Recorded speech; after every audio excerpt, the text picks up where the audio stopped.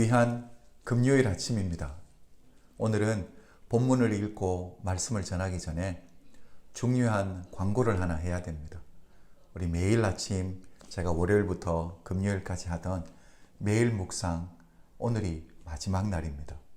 왜냐하면 주일 광고 때 여러분 들으시겠지만 5월 17일 주일부터 우리가 다 모여서 이제 공예배를 교회당에서 예배당에서 드리게 됩니다.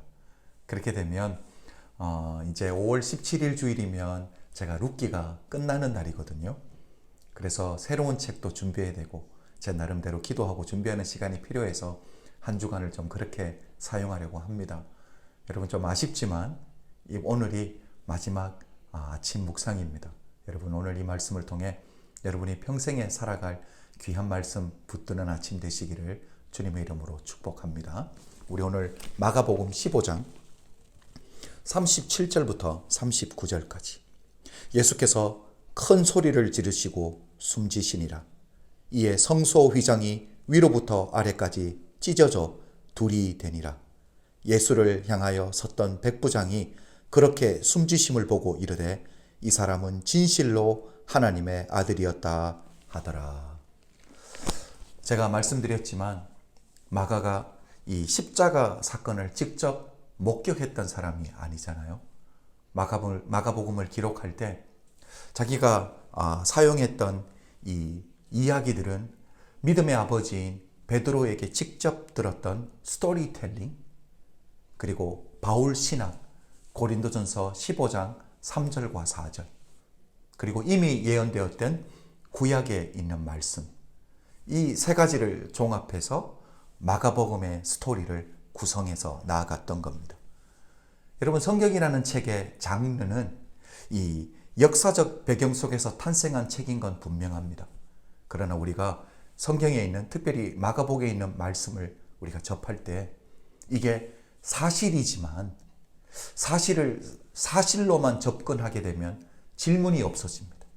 그래서 우리는 하나님의 말씀을 볼 때 정말 이 말씀을 통해 이 사건을 통해 마가가 어떤 내용을 전달하고 싶은지 그것을 찾아보고 집중할 수 있어야 됩니다.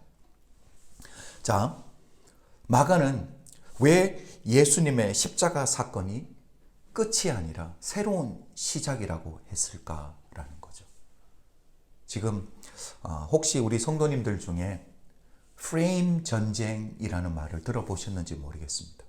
이 프레임이라는 것은 하나의 틀을 이야기하는데 언론과 관련된 이야기들을 할 때 자주 사용하는 단어 중에 하나입니다.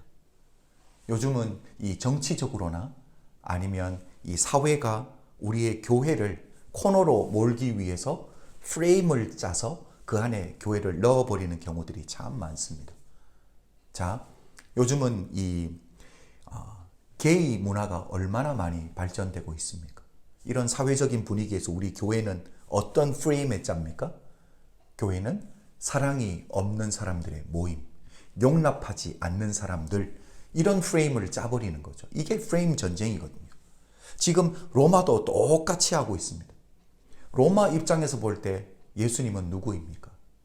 피지배국, 그것도 유대 땅의 시골인 갈릴리 출신인 청년이 스스로가 메시아라고 선포했습니다. 자기가 하나님의 아들이라고 선포했습니다. 그리고 자기의 이름으로 신앙을 고백하는 자들마다 하나님의 자녀가 되는 권세를 주겠다라고 또한 선포를 했다라는 거죠. 여러분, 이 말씀은 로마의 기반을 아예 기초부터 흔들어 버리는 말입니다. 로마가 믿는 건 뭡니까? 신의 아들은 로마 황제 한 명입니다. 신 중의 신 제우스의 아들인 로마 황제가 신인데 자기들이 지배하고 있는 피지배국에 그것도 갈릴리 시골 청년이 예수다. 예수가 하나님이다. 그래서 황제와 똑같은 선에 놓는 것, 이걸 어떻게 로마가 인정해 줄 수 있겠습니까? 그래서 로마가 짜는 프레임은 뭡니까? 로마 제국에 대항하다가 십자가형에 죽은 많은 사람들 중에 하나, 죄인들 중에 하나라는 프레임을 짜서 예수를 거기에 넣어버리는 겁니다. 뿐만 아니라 로마의 황제만 신의 아들이라는 프레임을 짜서 이걸 모든 피지매국 사람들에게 숭배하게 로마 숭배 사상, 그 다음에 황제 숭배 사상을 넣어주는 거죠. 우리 예수님이 이 땅에 오셨을 때 새롭게 만드신 프레임이 있습니다. 세상을 향해 프레임 전쟁을 선포하셨는데, 구약은 뭐냐면 하나님의 형상의 민주주의예요. 신약은 하나님의 자녀의 민주주의입니다. 이게 무슨 말이냐면, 여러분, 구약 시대의 신의 아들이라는 것은 바벨론 제국의 왕에게만 표현할 수 있는 단어였습니다.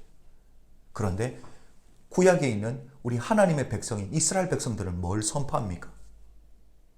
피지배국에 있는 우리들, 잡혀와서 지금은 포로일진 몰라도 남자 여자 구별 없이 우리 모두는 하나님의 형상으로 창조된 하나님의 자녀들이다.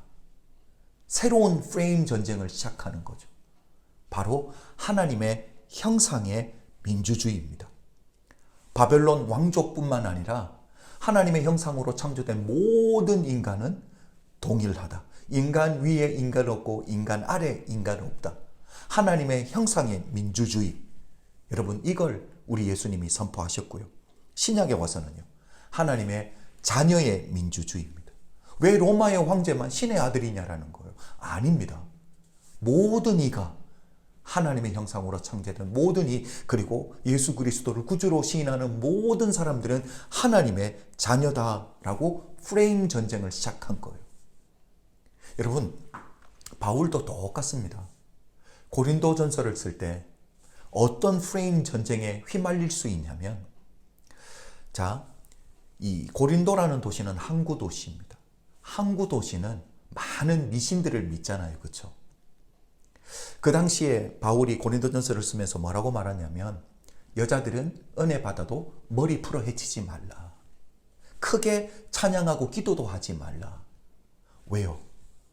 왜냐하면 이렇게 할 때에 그 고린도 도시에 있는 많은 잘못된 종교를 믿는 사람들이 그렇게 신앙을 하는데, 예수 믿는 사람들도 별 차이가 없네라는 잘못된 프레임을 짜서 전쟁에 휘말릴 수 있으니까 될 수 있는 대로 은혜 받아도 조심히 자숙하고 있으라 라고 이야기를 하는 거죠. 여러분, 이게 얼마나 중요한지 모릅니다. 지금 마가가 시도하는 게 바로 이 작업이에요. 프레임 전쟁을 시작하는 거예요. 예수의 십자가 처형은 로마 제국에 항거하다가 죽었던 많은 민족주의자들 중에 하나가 아니라는 거예요. 혁명가 중에 하나가 아니라는 거예요. 독립투사들 중에 하나가 아니라는 거예요. 다시 말하면 새로운 프레임을 짜고 있는데, 로마 제국이 지배하는 식민지 이스라엘의 작은 도시인 갈릴리 출신은 맞지만 예수님이 어떤 분이냐면 태초부터 오고 오는 모든 사람들을 구원하러 오신 메시아다. 이 프레임을 새롭게 짜고 있는 거죠. 뭘 기초로? 바울 신학을 기초로, 그리고 자기가 들은 베드로의 스토리텔링을 기초로 새로운 프레임을 짜고 있는 거예요. 여러분, 마가가 이 새로운 프레임을 짤 때 구약에서 얻었던 하나님의 말씀이 어디냐면 레위기 16장입니다. 레위기 16장 말씀은 속죄일 말씀이에요. 두 염소를 뽑아서 제비를 뽑죠. 그래서 하나는 아사셀 염소입니다. 아사셀이라는 것은 광야로 쫓아낸다라는 의미예요. 여러분, 이 염소에게 우리 인간의 모든 죄를 덮어씌워서 광야로 쫓아내서 광야에서 죽게 만듭니다. 이게 우리의 죄가 우리에게서 떠나갔다라는 의미이거든요. 여러분, 이 역할을 하는 염소는 죄가 있습니까? 없습니까? 염소가 죄가 없다라는 거예요. 그런데 그 염소의 역할이 우리의 인간의 죄들을 다 짊어지고 광야에 가서 죽는다라는 것. 여러분, 지금 마가가 그 구약의 말씀에서 예수 그리스도의 행하심을 찾아내는 것, 예수 그리스도의 십자가의 죽음의 의미를 찾아내는 거죠. 여러분, 바로 예수 그리스도가 아사셀 염소처럼 죄가 없는 분인데 그 주님이 우리의 죄를 짊어지고 죽으셨다. 우리는 이미 그것을 성경 지식으로 다 알고 있습니다. 예수님은 유월절 어린 양 희생양으로 오셨다. 이미 알고 있으니까 이것이 우리에게 감동이 없습니다. 그러나 마가는 구약에서 이걸 찾아내는 거예요. 이걸 찾아냈을 때 얼마나 큰 감격이 있었겠습니까? 겁니다. 그래서 새로운 프레임을 짜는 거죠.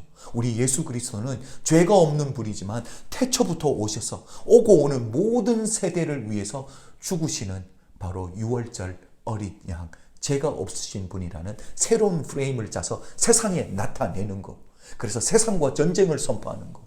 그렇다면 오늘날 예수 믿는 우리는, 여러분은 어떤 프레임을 짜고 계십니까? 예수 믿는 사람들 아무것도 아니라고, 예수 믿어봐야 소용도 없네라고 세상 사람들은 끊임없이 손가락질합니다. 아니요. 우리는 새로운 프레임을 짜야 됩니다. 우리 눈에 아무 증거 아니 보여도 우리 인생 가운데 역사하시는 하나님의 손길이 있다라는 이 프레임을 짜서 세상에 보여주고 나타낼 수 있는 우리 은혜교회 모든 성도님들 될 수 있기를 주님의 이름으로 축복합니다. 기도드리겠습니다. 사랑해 주님 감사합니다. 매일 묵상을 통해 주님 우리에게 주시는 말씀 붙들고 하루를 시작하며 한 주를 시작하게 하신 것 감사합니다. 우리 사랑하는 성도님들 한 분 한 분이 말씀의 주인공 되게 하여 주시옵소서. 아버지 하나님, 주님 붙들고 그 주님의 말씀에 의지하여 세상을 승리하고 살아드리는 예수의 사람들로 세워주실 우리 하나님을 찬양하며 예수 그리스도의 이름으로 축복 기도드렸사옵나이다. 아멘. 사랑하는 성도 여러분, 저는 주일 아침에 밝은 모습으로 여러분 다시 찾아뵙도록 하겠습니다. 사랑하고 축복합니다.